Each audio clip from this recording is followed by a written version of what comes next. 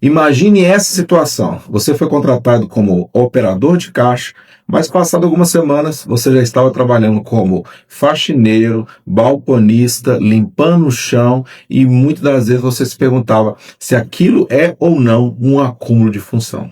Olá, meu nome é Éder, sou advogado trabalhista, estou nessa área há 14 anos defendendo empregado e se você quer aprender um pouco mais sobre seus direitos trabalhistas, eu quero te convidar para você se inscrever aqui, deixar as suas dúvidas nos comentários e também ativar as notificações para que você possa sim fortalecer essa comunidade. Uma das coisas mais discutidas na Justiça do Trabalho é acúmulo de função.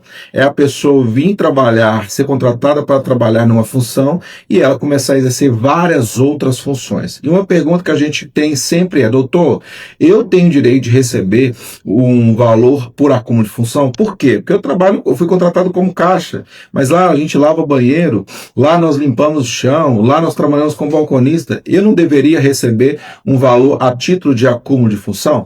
No judiciário está, sim, eu tenho um volume muito alto desse tipo de discussão, mas a maioria dos processos, eles se perdem. A maioria dos processos que são levados para a justiça, os reclamantes, no caso do empregado, perde. Em regra, aí, 80% das pessoas perdem o processo quando se trata de acúmulo de função. Mas o que você precisa saber no caso desse vídeo? Você precisa entender o seguinte, que nem todo o pedido de acúmulo de função, ele vai ser julgado procedente. Por quê? Porque o juiz ele vai olhar alguns requisitos. Se aqueles requisitos eles não forem cumpridos, o juiz ele não vai te dar o direito ao acúmulo de função.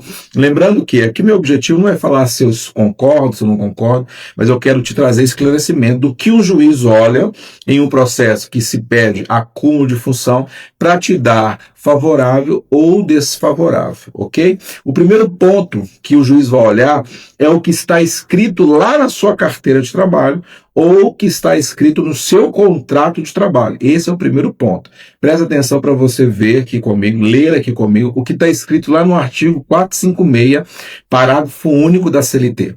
Lá diz assim, vamos ler aqui.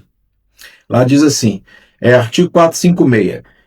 A falta de prova ou inexistindo cláusula expressa e tal respeito, entender-se-á que o empregado se obrigou a toda e qualquer serviço compatível com a sua condição pessoal.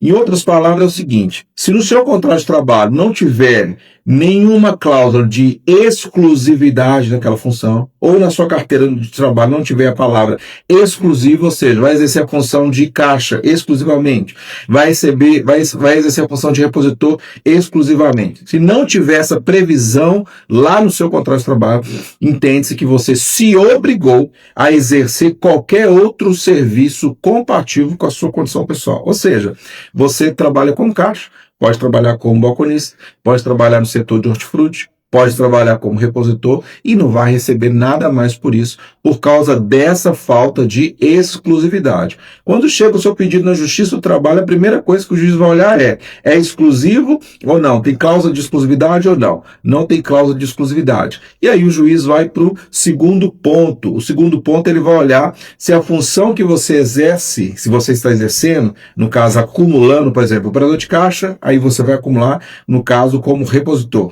Se essa função que você está exercendo, ela tem um maior grau de complexidade ou responsabilidade. Se a função que você está exercendo não tiver grau maior de complexidade ou responsabilidade, o juiz também não vai te conceder, aí no caso, o acúmulo de função.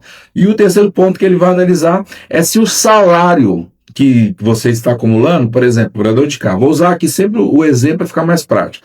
A função operador de caixa, e aí você vai começar a acumular com o repositor. O salário de repositor é maior do que o seu salário de operador de caixa? Se não for maior, também o juiz ele não vai te conceder o acúmulo de função. Então o que nós falamos aqui? Qual que é a linha cronológica que o juiz avalia? Ele olha se tem cláusula de exclusividade na carteira, ele vai olhar se está dentro da sua, se tem maior grau de complexidade ou responsabilidade, e ele também vai olhar se o salário é maior. Se não tiver esse requisito, se não passar por esses requisitos, você não vai receber o acúmulo de função. E eu acredito que quando você vai na justiça, você não quer perder processo, você quer ter pelo menos uma expectativa de resultado. O problema é que muitas das vezes não é tão simples assim.